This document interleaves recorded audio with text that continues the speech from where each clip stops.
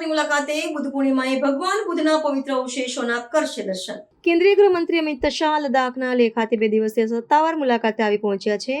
કુશોક બકુલા રિમ્પોચી વિમાનમથક પર લદ્દાખના ઉપરાજ્યપાલ વી.કે. સક્સેના અને વરિષ્ઠ વહીવટી અધિકારીઓ દ્વારા તેમનું ભવ્ય સ્વાગત કરવામાં આવ્યું હતું. શુક્રવારે બુદ્ધ પૂર્ણિમાના પવિત્ર અવસરે તેઓ ભગવાન બુદ્ધના પવિત્ર અસ્થિ અવશેષોના પ્રથમ આંતરરાષ્ટ્રીય પ્રદર્શનના ઉદ્ઘાટન સમારોહમાં મુખ્ય અતિથિ તરીકે ઉપસ્થિત રહેશે. આ ઐતિહાસિક પ્રદર્શનમાં ઉત્તર પ્રદેશના પીપરહવા ખાતેથી મળી આવેલા ભગવાન બુદ્ધના પવિત્ર અવશેષોને પ્રથમવાર લદ્દાખમાં જાહેર દર્શનાર્થે મૂકવામાં આવ્યા છે. 1 મેથી 14મી મે સુધી ચાલનારા 15 દિવસીય તથાગત પવિત્ર અવશેષ પ્રદર્શનનું આયોજન કેન્દ્રીય સંસ્કૃતિ મંત્રાલય અને લદ્દાખ વહીવટીતંત્રના સંયુક્ત ઉપક્રમે કરવામાં આવ્યું છે. અમિત શાહ આ અવસરે ભગવાન બુદ્ધના ચરણોમાં શ્રદ્ધાંજલિ અર્પણ કરવાની સાથે બૌદ્ધ ધર્મના વૈશ્વિક શાંતિ અને અહિંસાના સંદેશ પર પોતાના વિચારો પણ વ્યક્ત કરશે.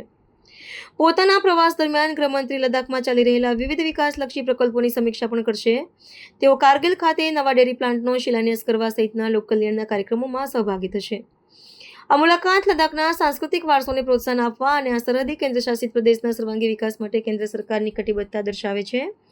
સુરક્ષા એજન્સીઓના ઉચ્ચ અધિકારીઓ સાથેની બેઠકમાં તેઓ પ્રાદેશિક સુરક્ષા અને વહીવટી સ્થિતિ અંગેની વિગતો પણ મેળવશે.